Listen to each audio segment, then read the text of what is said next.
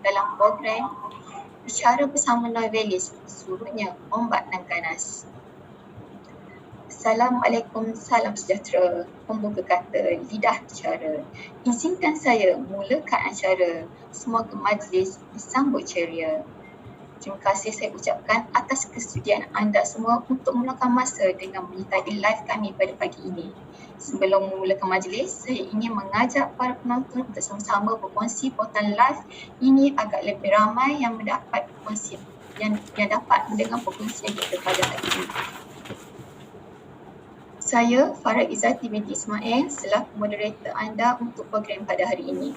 Sebelum kita memulakan sesi pagi ini, marilah kita sama-sama memulakan dengan bacaan Al-Fatihah agar program ini beroleh berkat daripada Allah Subhanahu Wa Taala. Al-Fatihah.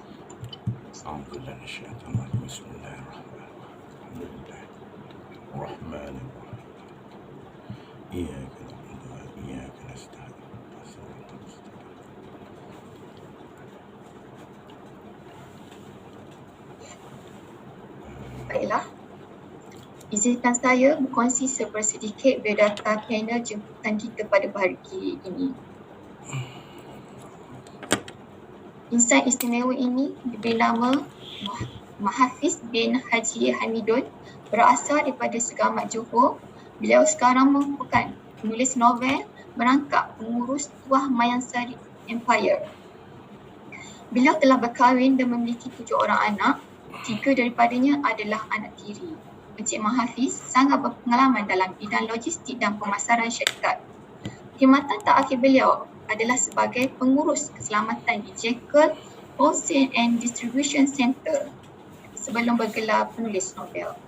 Baiklah, bagi memulakan sesi buah bicara kita pada hari ini, bolehkah Encik Mahafiz kongsikan kepada kami, selain menjadi penulis novel, apakah yang Encik Mahafiz lakukan pada masa ini? Assalamualaikum warahmatullahi wabarakatuh. Terima kasih Encik saya. Encik Mahafiz, mic tak on. Oh, tak on. Okey, minta maaf. Assalamualaikum warahmatullahi wabarakatuh. Terima kasih kepada pengerusi merangkap moderator majlis program pada pagi ini. Yang saya hormati Tuan Pengarah Institut Pendidikan Guru Kampus Dr. Razali Ismail, Kuala Terengganu, Dr. Hajah Narita Muhammad Noor, para pensyarah yang saya hormati, siswa guru kaki tangan, semua siswa guru IPG Kampus Datuk Razali, kepada kaki tangan dan semua mereka yang hadir menonton pada pagi ini. Okey, untuk menjawab persoalan yang dikemukakan oleh moderator Puan Farah Izzati, jadi selain menulis novel, saya menjalankan perniagaan sendiri, kerana perniagaan adalah sinonim dengan saya, sebab saya mula berniaga pada usia 12 tahun lagi menjual kuih, dan perniagaan yang saya lakukan adalah dari berbentuk penulisan, di mana saya menjadi penulis upahan untuk sebarang artikel dan buku dari mana-mana pihak yang minta saya menulis, dan charge untuk penulisan itu bergantung pada keadaan, antara RM15 hingga RM25 untuk artikel dan buku, bergantung pada keadaan untuk satu A4. Dan saya juga mengambil upah membuat surat-surat rasmi, urusan dengan kerajaan, dan juga upah membuat surat wasiat. Jadi untuk surat rasmi biasa saya charge agak murah, dalam RM5 hingga RM10, bergantung pada keadaan surat.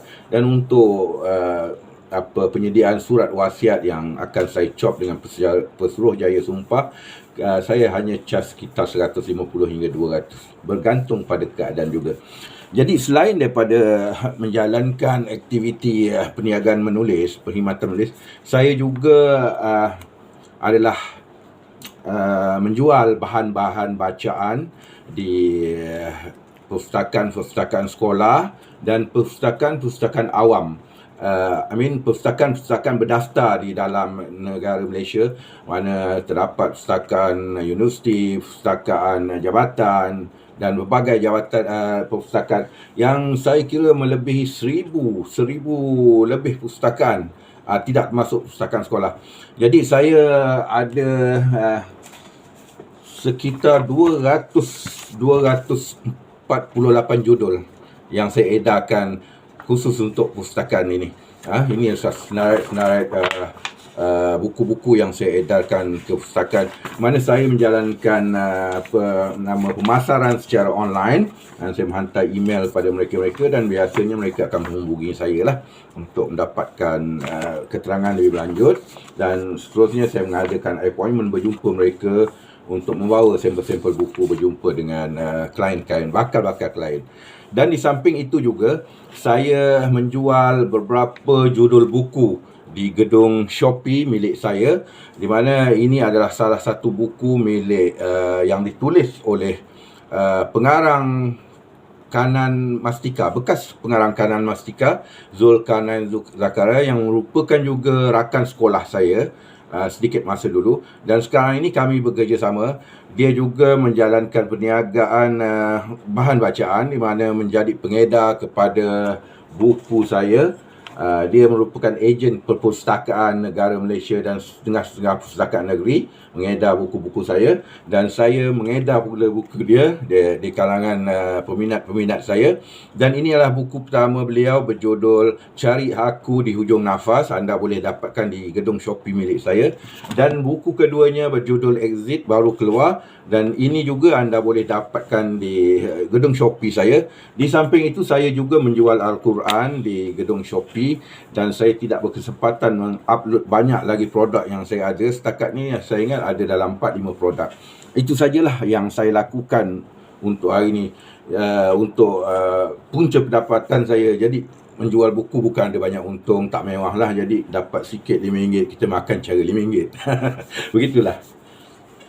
Kiranya Cik Mahafiz sekarang lebih banyak kepada pembukuan berkaitan dengan buku-buku. Ya, kalau Puan Farah ingat, dalam satu babak di dalam song, saya menulis bahawa selepas saya berhenti daripada Jekyll, saya tidak mahu lagi makan gaji. Maksudnya dalam keadaan umur yang semakin meningkat, dapat tawaran kerja jauh tapi gaji tak berpadan. Ada pula kerja kena shift malam sebagai manager freight di KLIA.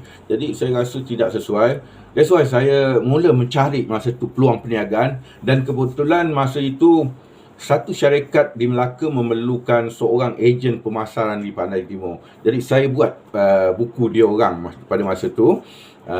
Jadi syarikat itu adalah syarikat Cina, dan kami hanya mengedar buku di sekitar perpustakaan sekolah menengah dan rendah. Dan start dari itulah saya rasa macam best saja jual buku. Jadi saya terus mencari peluang bekerjasama dengan syarikat-syarikat komputer, dan akhirnya saya berhubung semula dengan Tuan Zulkarnain Zakaria dalam pada nak memasarkan song tadi. Jadi terbit idea macam-macam, dan kami melakukan macam-macam benda secara bersama lah, dia kurang begitu. Dan kami juga tinggal di Segamat, anak broker, dan agak sesuai untuk bekerjasama. Ya. Okay, untuk maklumat peserta-peserta program, buku song yang Cik Mahafiz sebut tu tadi adalah sebenarnya ringkasan akronim daripada surutnya Ombak Nan Ganas. Jadi song sangat menarik tu. Kalau ikutkan song tu pun ada makna tersendiri dalam buku novel Cik Mahafiz. Okey, Cik Mahafiz, bagaimana tercetusnya idea nak membukukan kisah hidup sendiri? Okey, sebelum saya menjawab soalan Puan Farah ini, dan jawapannya saya kira agak panjang kalau saya nak cerita, sebab benda ni bermula pada zaman sekolah. Dan seperti yang Puan Farah katakan tadi, song bermaksudnya surutnya Ombak Nan Ganas, seperti banner yang berada di belakang saya. Itu adalah judul buku saya. Jadi kisah bermulanya terbabit saya dalam bidang penulisan ini adalah bermula pada peringkat sekolah lagi. Di peringkat sekolah rendah lagi, saya amat minati mata pelajaran bahasa Malaysia, di mana saya suka mengarang. Bila mengarang itu saya rasa macam seronok lah, menghasilkan satu karangan, orang baca. Jadi bila kita tengok guru tanda dapat A, memang seronok lah. Jadi minat yang saya ada dalam karangan ini, minat saya terhadap mata pelajaran ini, bahasa Malaysia ini, saya bawa ke sekolah menengah, di mana bila masuk sekolah menengah saya menghantar karya-karya saya ke majalah sekolah, dan karya saya yang pertama tersiar pada tahun 86 yang saya hantar pada masa saya di Form 3. Cerpen itu bertajuk Bagai Kaca Terhempas ke Batu. Jadi lepas ada apa nak tanya? Tak menarik tu. Ya, jadi lepas tersiarnya cerpen tersebut, saya menjadi macam satu semangat untuk saya terus menulis. Tapi selepas itu saya menulis dalam versi yang lain, sebab bila saya mengerotai kelab penulis sekolah, jadi ada banyak diadakan pertandingan menulis PUC. Jadi saya mula menulis PUC pada masa itu. Dan kalau anda mengikuti siri Kenangan Mengusik Jiwa untuk saya mempromosikan song ini di dalam TikTok saya, anda akan tahu cerita saya dari kecil hingga umur 45 tahun, di mana zaman sekolah saya nakal. Jadi waktu mata pelajaran yang saya tak minat, kimia, fizik, sebab saya dapat masuk kelas sains, saya jumpa guru besar untuk keluar dari kelas tu, tapi guru besar tak bagi. Jadi sepaksalah saya teruskan duduk di kelas sains dalam keadaan tak rela.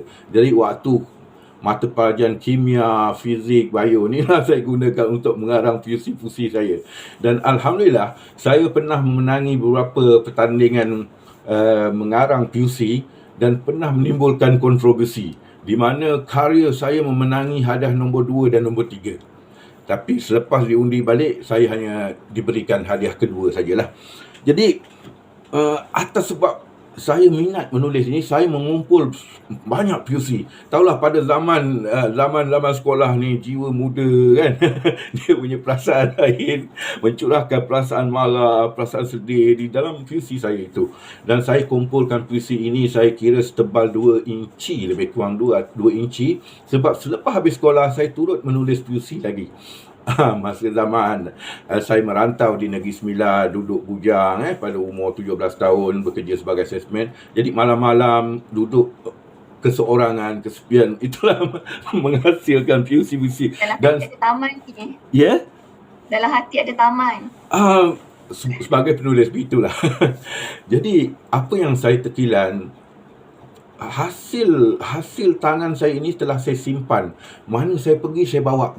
Sehinggalah saya berkahwin dan saya simpan dalam satu bilik stor dalam kotak.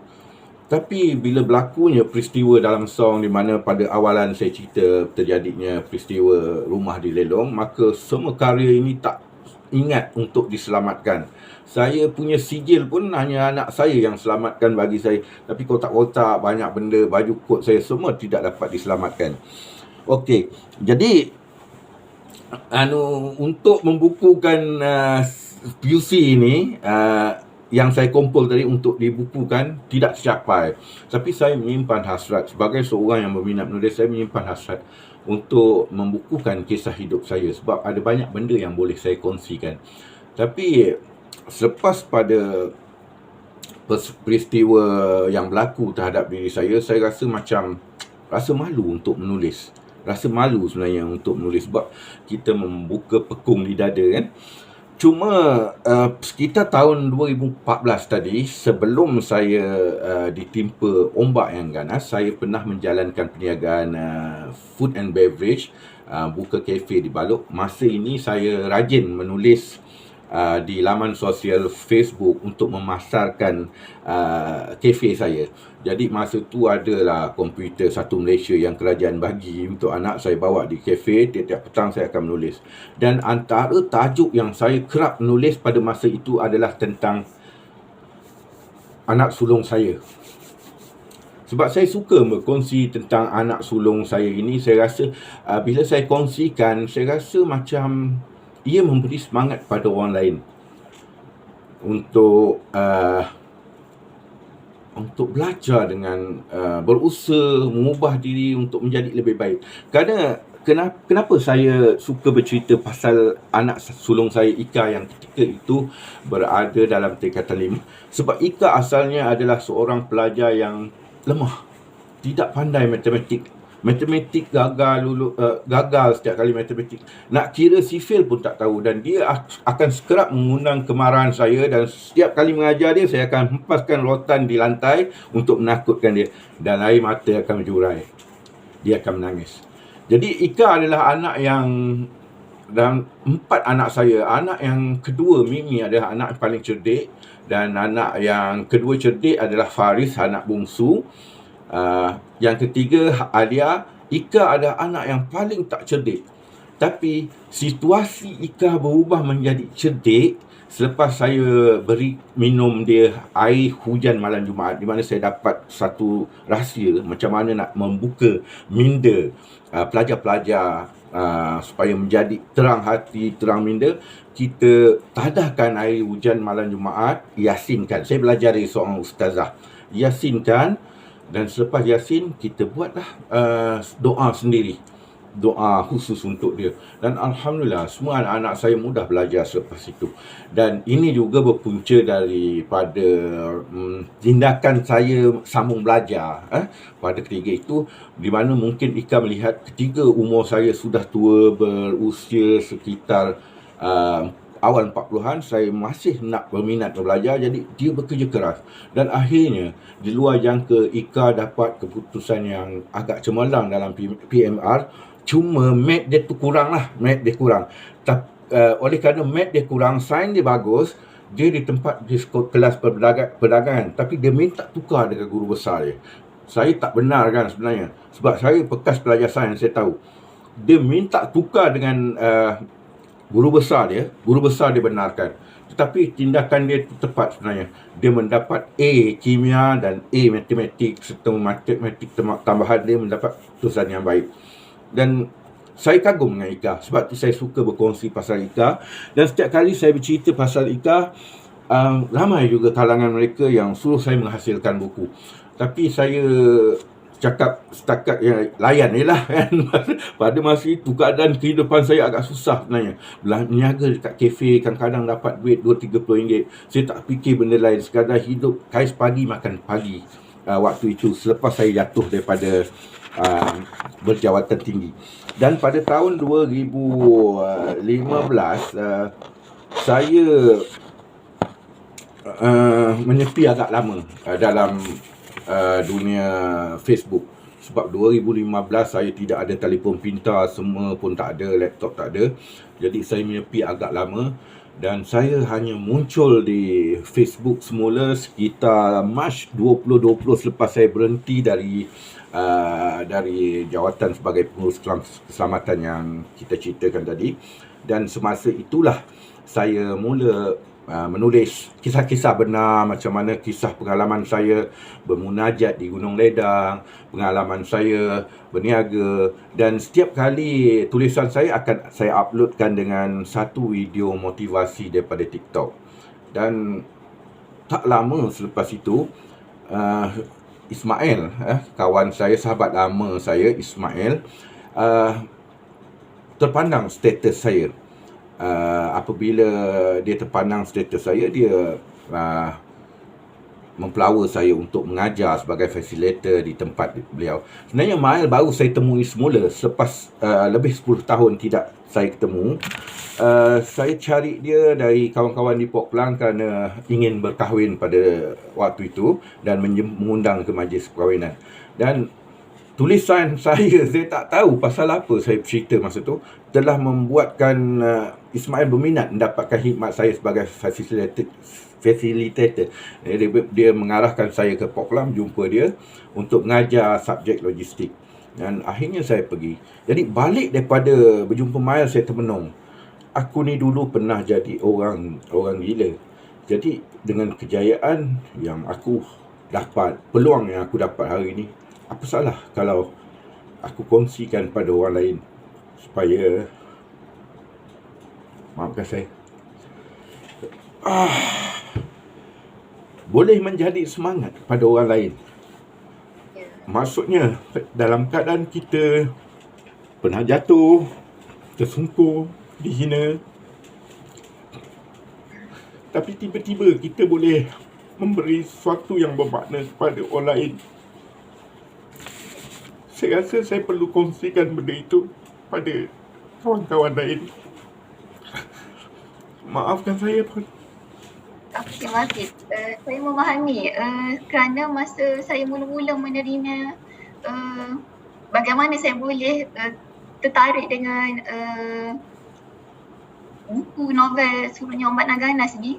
Saya terima satu email. Pada satu hari saya terima satu email. Daripada email tu dia tulis, pernahkah membaca buku yang ditulis orang gila? Saya jadi macam terfikir. Saya terfikir macam mana orang gila boleh nak menulis? Apa sebenarnya di sebalik pernyataan tu? Okey, okey, saya faham.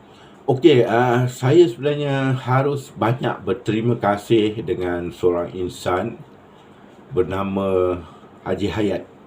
Haji Hayat ini kalau you Google, dia adalah merupakan salah seorang yang berpengalaman lama dalam bidang penulisan berbelas tahun. Buku ini telah direka cetak oleh Encik Hayat tadi. Dalam keadaan saya sebenarnya bukannya ada wang yang banyak untuk membayar upah mereka cetak yang mahal-mahal. Dan saya mengenali Haji Hayat ini melalui Google. Masa saya search Google mencari orang yang boleh mereka cetak dalam keadaan costing saya kan. Sebab duit 10,000 yang saya dapat daripada Aisina tu tak banyak. Saya terpaksa membayar hutang saya, pinjam 3,000 untuk beli laptop. Kita akan cerita kemudian. Jadi tinggal 7,000 memang tak cukup untuk bayar kepada editor, proofreader, designer, kulit dan everything semua. Jadi Tuan Haji Hayat membantu saya agak banyak. Saya tidak meminta dia potongan harga, dia telah bagi saya potongan harga. Dan dia merupakan ejen pertama saya yang berusaha nak menjual. Sebab dia mencetak buku, juga bekas penulis, tapi dia more kepada kitab-kitab. Dia banyak supply projek ke kerajaan, banyak menulis kitab-kitab untuk sekolah agama di Johor. Jadi idea Tuan Haji Hayat inilah yang buat iklan macam tu. Dia minta kebenaran saya seperti Puan Farah Izzati menghubungi saya. Dia cakap, Cik Hafiz boleh tak? Dia panggil saya abang. Sebab dia muda kan Haji Hayat ni. Abang, dia kata, abang marah tak kalau saya tulis macam ni? Pernah baca buku orang gila? Saya tak marah, tak ada hal. Sebab apa?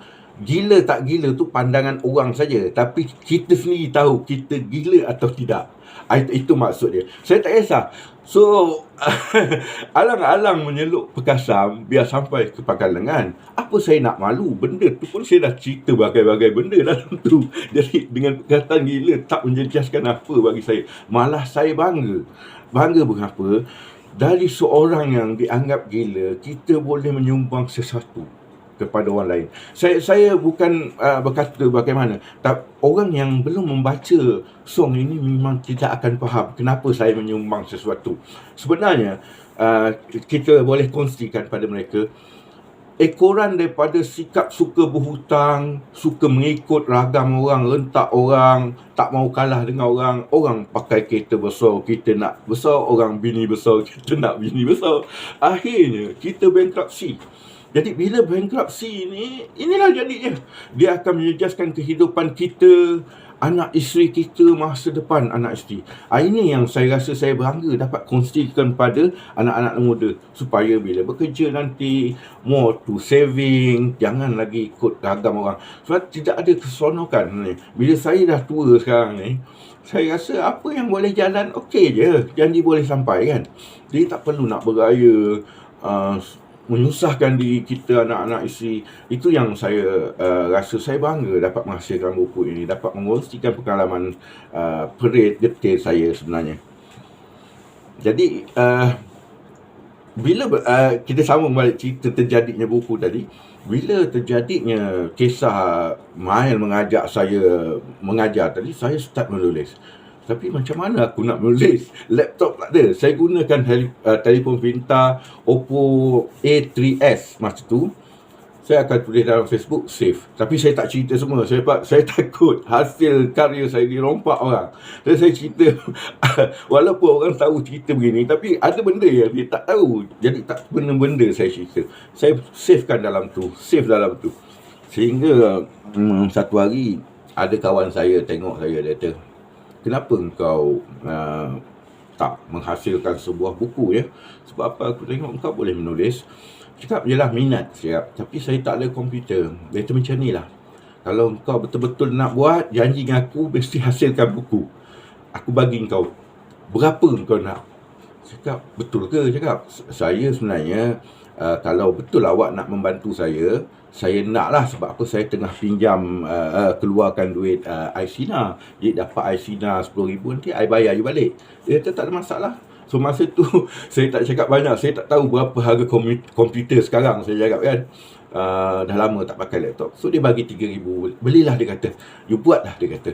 Itulah atas keikhlasan seorang kawan tadi, saya dapat membeli laptop dan menulis cerita. Dari start tu saya copy paste masukkan semua, susun balik saya punya cerita-cerita tadi. Dan dalam tempoh 3 bulan, itulah yang dikatakan orang bahawa di mana ada kemahuan, di situ ada jalannya. Pengajarannya, dalam keadaan tak ada komputer, guna telefon bimbit, tapi gunakan akal yang ada. Jadi kita buat setakat mampu, dan akhirnya dalam tempoh 3 bulan saya dapat menyiapkan manuskrip ini dalam keadaan sibuk juga nak berkahwin masa tu, turun naik ke sana sini urusan documentation masa PKP kan. Jadi dan menjelang bulan puasa, saya pun dapatkan khidmat seorang editor. Itu pun bukan senang nak dapatkan khidmat editor, sebab kita bukan ada nama. Jadi kadang-kadang orang tak nak melayan kita kan. Itulah masalah bila you tak ada nama. Kalau you ada nama, di mana pun orang akan layan you. Jadi untuk membuat buku ini juga satu benda yang bukan senang sebenarnya. Sebab apa? Bila you nak buat buku, you boleh menulis, boleh bayar editor, tapi untuk menerbit, you kena terbit sendiri. Tidak ada penerbit yang berani untuk melabur pada penulis-penulis baru. Kalau you dah terkenal, satu hari nanti itu mungkin ada orang berebut mendapatkan khidmat anda. Pun begitu, sebenarnya ramai di kalangan kawan-kawan panggil saya menulis kisah mereka. Tapi saya rasa mereka more tu pada syok untuk menghasilkan buku. Sebab dia tak faham sebenarnya konsep. Dia mengingat bila saya menulis boleh keluar buku untuk dia. Sebenarnya tidak, sebab saya kena melabur untuk dia. Kecuali dia upah saya menulis dan dia arrange everything semua, bolehlah terhasil buku. Sebab kalau dia nak harap saya menerbit, memang tidak mampulah saya untuk menerbitkan, sebab saya pun ada perancangan lain. Itulah ceritanya Puan Farah Izzati berkenaan terhasilnya novel ini. Sebenarnya bendanya asalnya minat sebenarnya. Cuma bila kita nak ceritakan benda tu, bagi saya suka memotivatekan orang, mempositifkan orang. Sebab tu saya lebih suka menghasilkan buku kisah-kisah benar. Dan ada banyak lagi kisah-kisah benar. Terbaru ni, kalau you tengok di TikTok saya sebenarnya untuk mempromotkan song ini, saya telah meng-create satu siri KMJ, diberi nama Kenangan Mengusik Jiwa. Kenangan Mengusik Jiwa telah mengalihkan air mata ramai orang dengan cerita-cerita sedih saya. Ialah sifat nakal dan macam-macam penyesalan saya berlaku. Dan antara penyesalan yang sehingga terasa sehingga kini adalah pada darjah 6 nak masuk darjah 1, saya ditawarkan, saya gagal dapat MRSM, gagal pergi ma'had, tapi saya ditawarkan ke madrasah Al-Atas Arabiah di Johor Bahru, milik kerajaan Johor, di mana kalau saya cemerlang di tingkatan 3 akan masuk ke Kolej Islam Kelang, cemerlang SPM, saya akan dihantar ke Mesir dan balik akan bekerja dengan kerajaan negeri Johor. Saya dirotan teruk oleh ayah kerana tidak mahu pergi ke sana, dan hari ini saya menyesal dengan apa yang berlaku. Sebab kalaulah ditakdirkan saya mengikut kemahuan ayah saya, mungkin ialah saya hari ini adalah penceramah terkenal seperti Datuk Bat. Siapa tahu, betul? Jadi saya menyesal saya tidak dapat menunaikan hasrat ayah saya. Pun begitu, saya rasa bangga. Sebab apa? Saya dapat menghasilkan buku dan saya beri ayah saya sebuah buku. Ayah saya tak pernah membaca, tapi kerana saya dia habis baca 500 muka surat dan dia bangga namanya ada di sini. Itulah yang dapat saya lakukan untuk kebahagiaan ayah saya di hujung usia. Itu yang dapat saya katakan, dan saya menanti soalan seterusnya daripada Puan Farah, dan minta maaf saya terlalu sensitif dalam usaha yang tua begini. Dan kalau saya boleh katakan, setiap kali saya membaca song masa membuat pemeriksaan, saya akan mengalir air mata dengan tulisan Leslie. Dan saya kira saya sesuai menulis dalam genre sedih dan kisah benar ini, dan saya dinasihatkan ramai oleh kawan-kawan penulis bahawa meneruskan genre ini, dan saya akan terus berkongsi. Dan ada banyak cerita-cerita sedih, bukan cerita saya tapi cerita orang lain. Macam saya cerita tadi KMJ, berbalik pada kenangan mengusik jiwa ni, saya tulis banyak 270 episod. Boleh menonton di TikTok saya, di mana siri ini sedang saya bukukan. Setakat ini saya sedang menulis pada usia 13 tahun. Okey, habis KMJ ni saya telah create satu siri baru berjudul Tentang Dia. Tentang Dia bercerita tentang orang-orang istimewa yang rapat, yang hadir dalam hidup saya. Dan memulakan Tentang Dia volume 1, saya bercerita tentang pak usu saya, di mana seorang lelaki yang tabah kematian isteri kerana kanser pada usia anak 10, 8 dan 3 tahun, dan tidak pernah berkahwin selepas itu. How you feel? So kisah itu juga mengalirkan air mata ramai orang kerana anak-anak dia berjaya. Kalau ikut pada cerita Encik Mahafiz, karya-karyanya karya yang mengusik jiwa. Ya, begitu.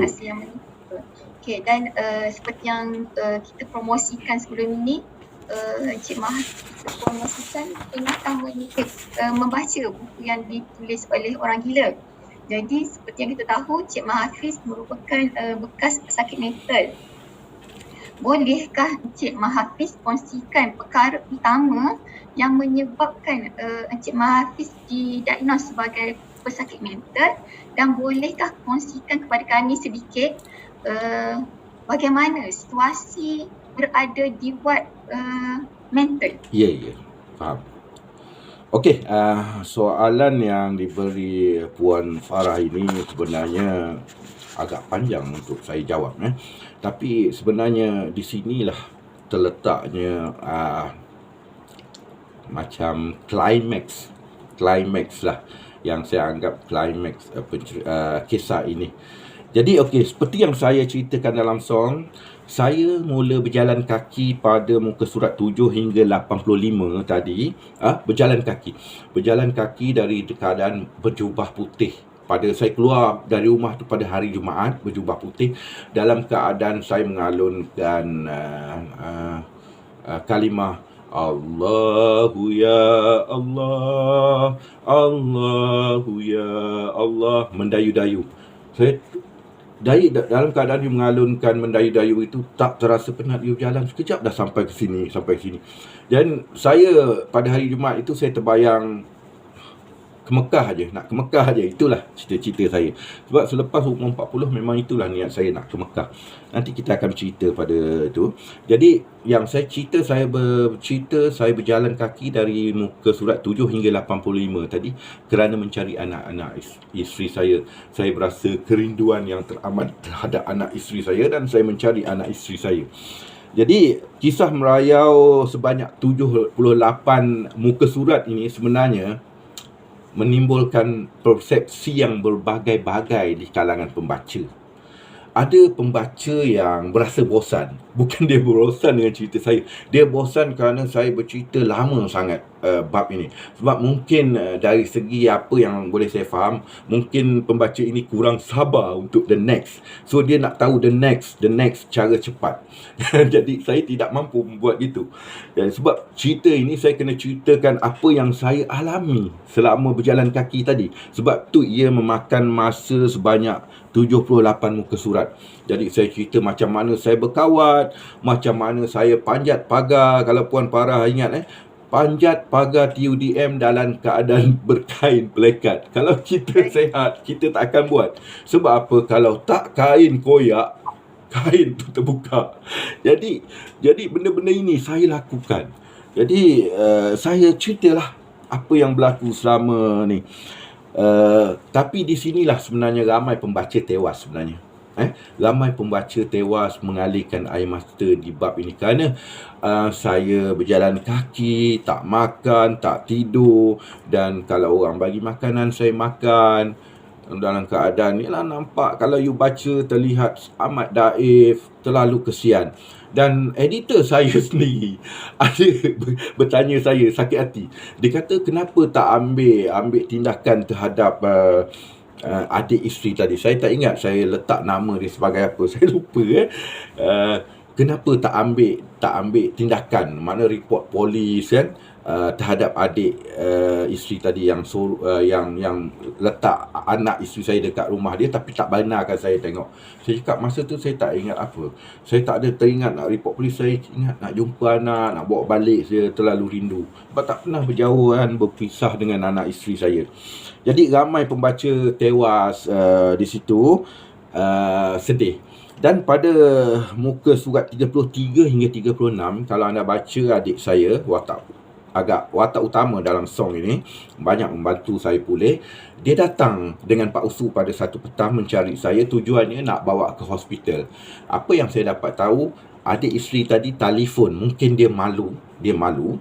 Sebab apa, ramai kawan-kawan dia tengok saya berjalan kaki. Jadi dia sudah telefon Anwar untuk ambil saya bawa pergi hospital.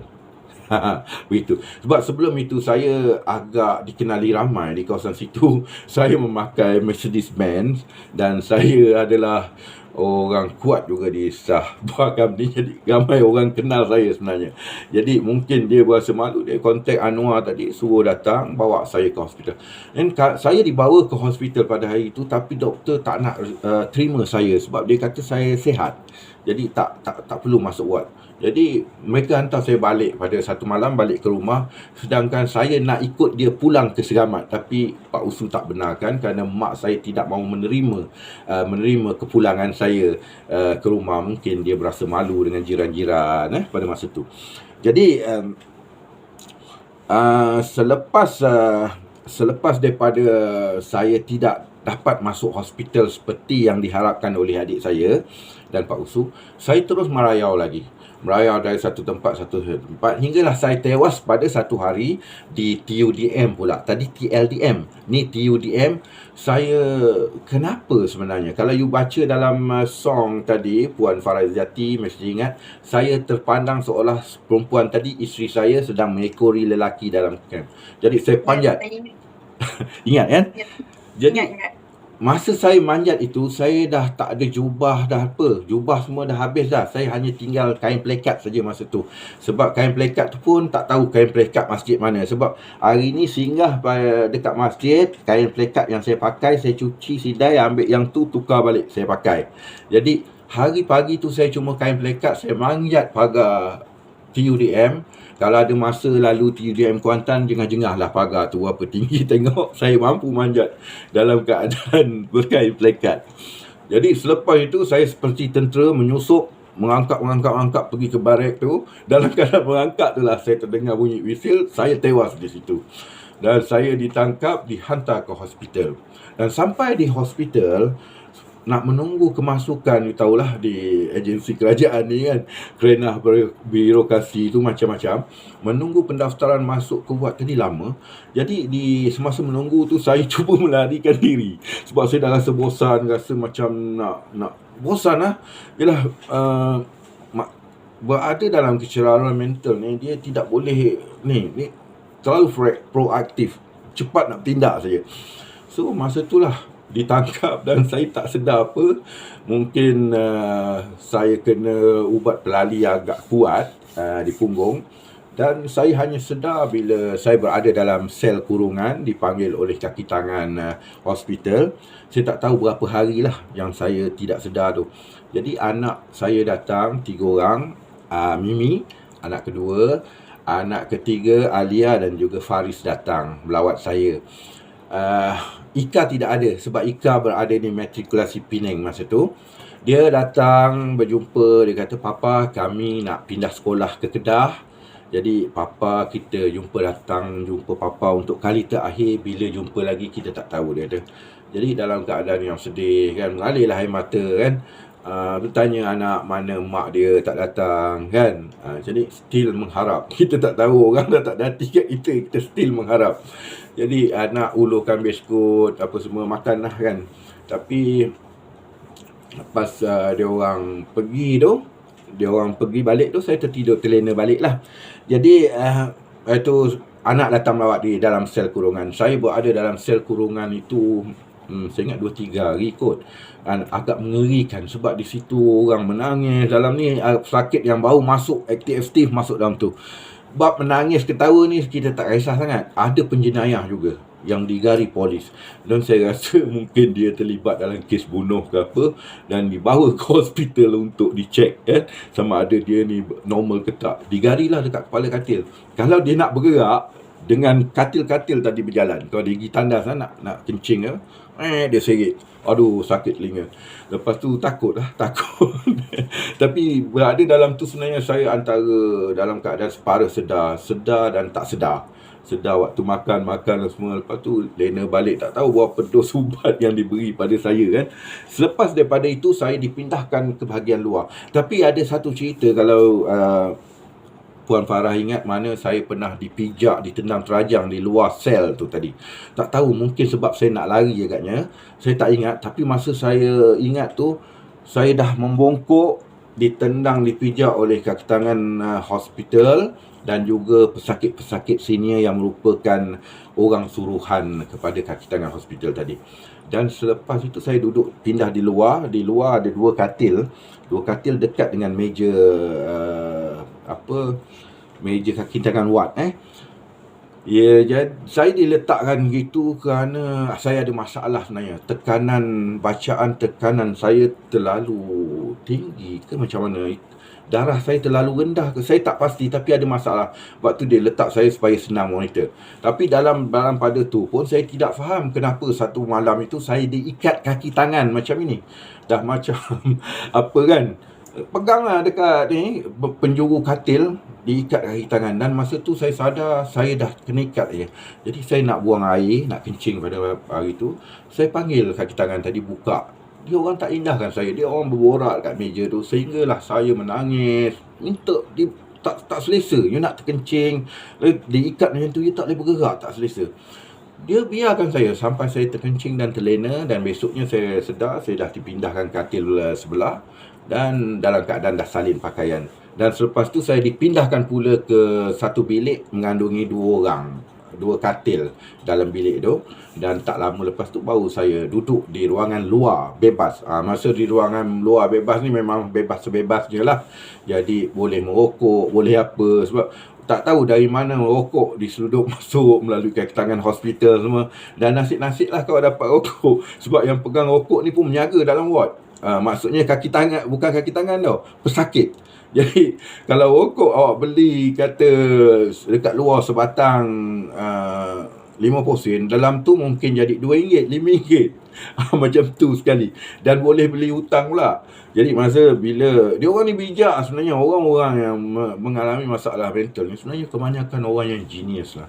Dia boleh buat menjaga tau rokok dia tadi. Jadi maksudnya boleh hutang. Jadi bila keluarga pesakit datang akan bagi duit, masa tu dia bayar. Macam tu lah. Dan macam-macam perangai lah bila you duduk kat luar. Ada yang melayan diri sendiri, menyanyi. Ada pula yang mengaji tapi bogil. Dalam keadaan bogil, apa semua, pandai ngaji, sedap. Taranum dia sedap. Satu budak ni alim, saya pelik kenapa. Dia kalau nak kencing je, dia akan tanggal keluar depan orang, umur 17 macam tu, depan orang. Lepas tu dia pergi tandas. Lepas tu lepas buang air, dia pegang keluar tapi tak pakai relax, boleh mengaji dulu. Jadi macam-macam perangai. Ada yang ambil rumput kering buat rokok, gulung dengan sok khabar, macam-macam perangai. Dan ada je kalangan pesara tentera juga masuk di sana. Seorang tu muda, saya tidak tahu, dia selalu kerap sebut anak luar nikah. Saya tak tahu apa masalah dia. Tapi dia dengan saya lah selalunya mandi. Kami akan mandi pakai pakaian, yang lain mandi bogil kan. Sebab mungkin dia ada sifat malu macam saya kan. Yang lain semua bogil kan.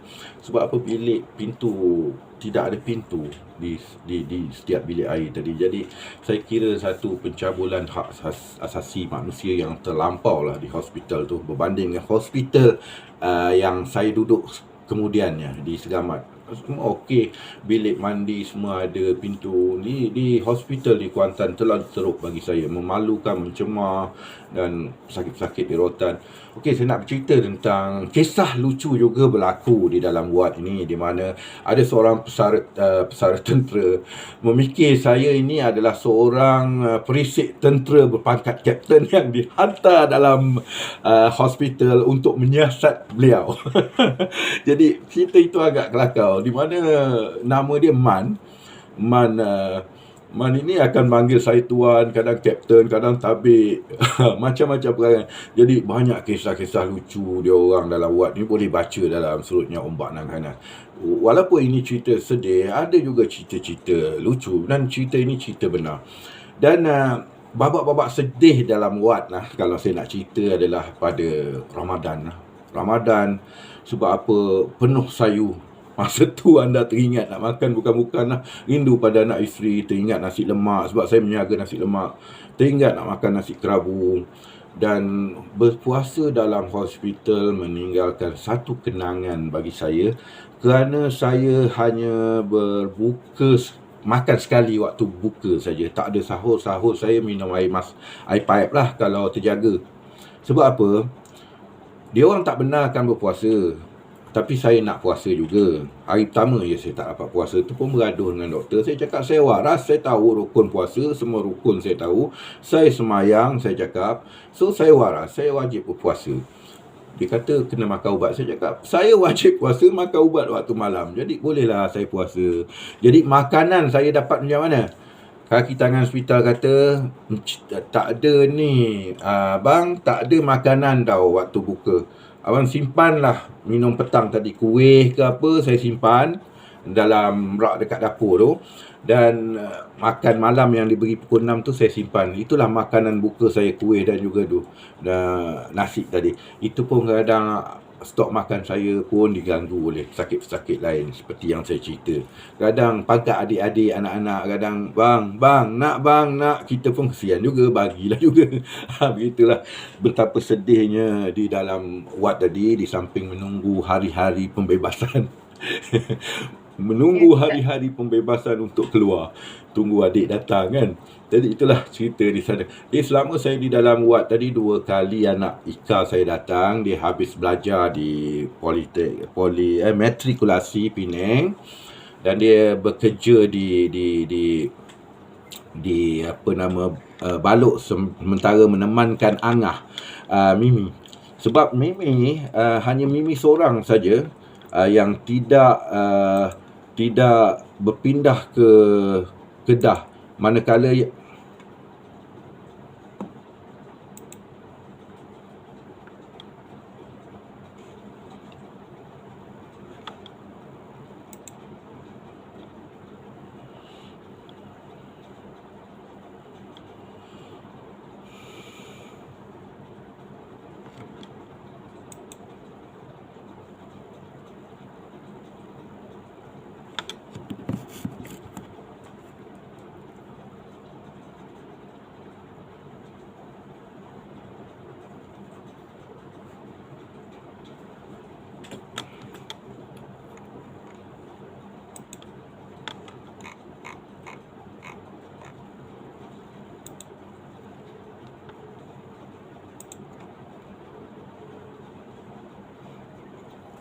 terputus lah Puan Farah.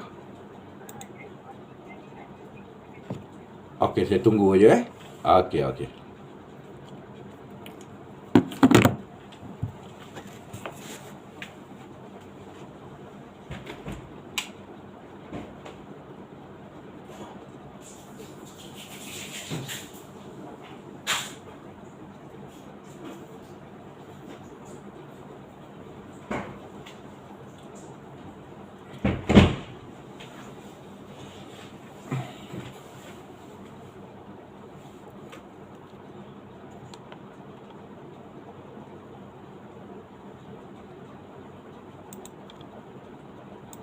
Recording in progress.